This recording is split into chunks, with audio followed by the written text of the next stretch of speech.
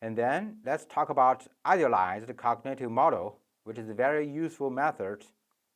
It's a way to organize and represent our knowledge. And it is conceptual pockets of knowledge constructed during ongoing meaning construction. It believes that language prompts for construction of mental space in ongoing discourse, and the role is to provide a background of knowledge that can be recruited in order to structure mental spaces. So there are different sorts of structuring principles for this methodology, including the metaphorical ICM, which refers to structure by the projection or mapping of structure from a source domain to a target domain, and also the metonymic ICM, and symbolic and propositional or factual ICM. Okay, for metaphorical ICM, what is metaphor? We all know that much of our everyday talk is structured metaphorically, but we cannot choose any conceptual domain at random in order to describe some relationship. There are some principles, some rules between them. There's a hypothesis that the conceptual metaphor is a conventional link at a conceptual level between two domains. I think this is true. This is believable. And the metaphor works by mapping roles from the source onto the target. So the first category of metaphorical ICM is structural metaphors. Let's see some examples here. In Chinese, 人生 or 爱情是一段旅程 is a metaphor of a life or love to a journey. 情长路更长 to compare the feeling, the emotion to the road. 牵手 means make friends, become a couple, well, even though in actually the couples could not actually hold their hands always. 分道扬镳 means they go different ways. Also means the separation of a couple, for example. And here in some Chinese idioms, we always use such metaphor. For example, 夹生饭 means something is not very good at the beginning, and the consequence finally might not be good. 戴高帽, for example, means to flatter somebody. 摸着石头过河 means to try to do something without definite intention or orientation. There are some imitation beyond the words. They are metaphors. Another category is oriental metaphors. For example, we tend to use 上 or 下 to reflect attitude, positive or negative. For example, 积极向上 means active, 向上 active. And 世风日下 get worse and worse. The moral degrade, get worse and worse. 下. In English, we sometimes say, I'm feeling low. I'm feeling low means I'm feeling not good. So high or up or low means differently. They are metaphors. And there are also ontological metaphors like used in those examples. For example, 那个外科医生简直是个屠夫, a metaphor between the physician and the butcher. 他是一颗闪亮的明星, 那是个门外汉, outsider, not a professional expert of something. 平静山脚车尾 refers to those parts of the object, 平, a bottle, using the particular organ parts of animal or human being. Similarly, the head of a center means or the person in charge of the center. The mind is a machine is similarly also a metaphor used to compare the mind of human with a machine. And also there's a metonymic ICM, usually to use the part of a particular thing to stand for the whole. It's a part-whole relationship. That means the parts or substructures of a domain represent an entire domain. For example, he used Washington, D.C. to stand for the United States, stand for government, 美国. And sometimes he used a feature to represent an ontology. For example, 白领, the white collar, actually refers to the workers, whilst to use a part of a shirt.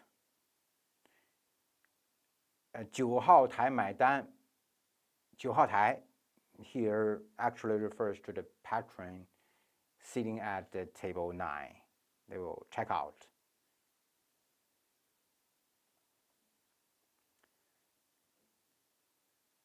And the third category is symbolic ICM. They're usually structured by language. A structure contains symbolic units. For example, 内卷, as I mentioned, 内卷 used as a symbol of gesture.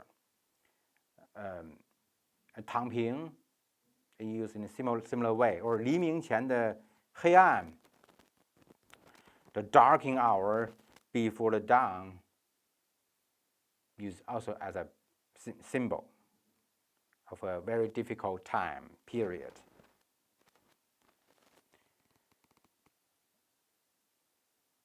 And the last category is propositional ICM that consists of a propositional factual knowledge. It is not structured by imaginative devices or like a metaphor or autonomy. Like in the example, 我在派对上遇到很多朋友, this is real, this is something fact. 我在派对上, it makes sense, we meet some friends, many friends in the party. Well, 我去派对因为我想独处, it make no sense or make less sense. If you really want to be alone, you're not supposed to go to the party. 她是一个母亲, 但她不是主妇, make sense. 她是一个母亲, 但她是一个主妇. These two expressions, two ideas do not relate with each other, so you're not supposed to use than here.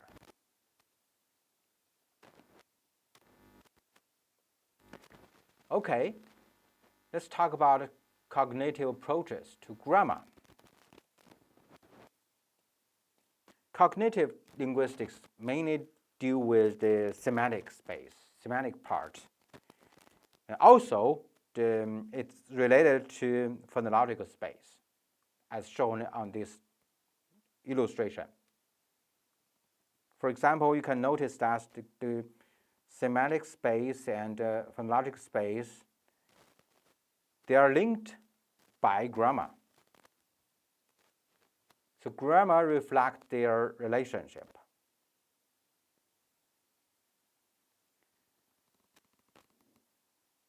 And the semantic units is the way to represent a meaning.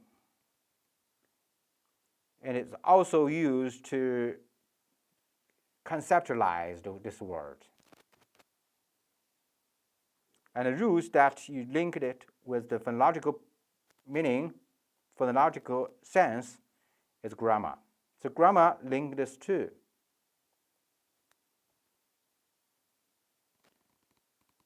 So the process or the usage events of conceptualization and vocalization are all related to grammar. So cognitive linguistics claim that grammar has a conceptual basis, which means grammar is meaningful. This is a theory proposed by Langacker. And this is the study of cognitive principles and mechanism that structure and give rise to the units of language. It attempts to model the cognitive mechanism and principles that motivate and license the formation and use of symbolic units of varying degrees of complexity.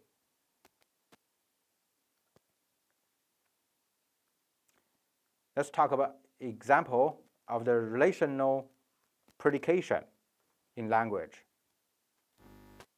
It describes relations between entities conceptually dependent which rely on other units to complete their meaning. For example, the verbs, adjectives, and propositions. They all reflect the relational predication. You can classify them into two categories, for example, including temporal relation, which deal with the process encoded by verbs, and atemporal relation include the adjectives, adverbs, adpositions, and non-finite verb forms, including infinitives and participles.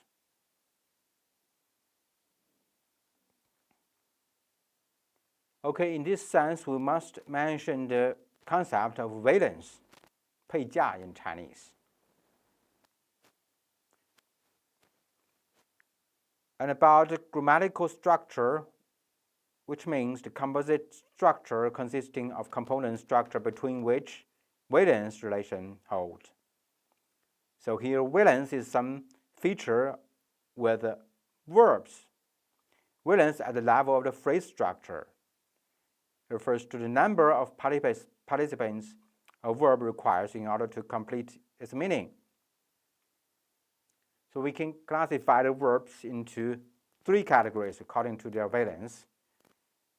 The monovalent verb includes cases like 走 or 游泳. The action can be taken only by one individual, only, solely. Bivalent verb must relate to two individuals at least. For example, 吃, if I eat something or I watch something, I sing something, I love something, there must be something else beside me. And the action here, the verb here, link those two individuals, subject and object. And for trivalent verbs, it links a subject and two objects. For example, 给, I give someone something.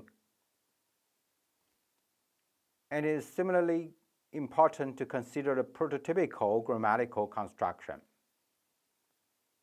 It believes that many complex constructions are stored as units, which in turn give rise to schemas. It involved two component structures, respectively a relation and a thing. And the relation refers to the dependent, the profile determinant, while the thing is autonomous and serves to elaborate the schematic aspects of dependence unit structure. For example, we consider these two expressions, 我吃早餐, which makes sense because I, 我, can take the action of the verb 吃. While 早餐吃我 make no sense because the subject here cannot be the agent, 早餐, cannot take the action of 吃. Similarly, here's a group of exercise provided for you. You can consider the case study and try to explain why some of the following examples are unusual, although they are probably grammatically correct. 架上放着几只小木箱 acceptable. 浓烟中夹杂着刺耳的爆炸声 acceptable. But 路上开着一辆车 sounds strange. While 窗外听着机器的轰鸣声 make less sense. What's the reason? Why? Okay, it's enough. It's too much of the cognitive linguistic study of contemporary Chinese for this chapter.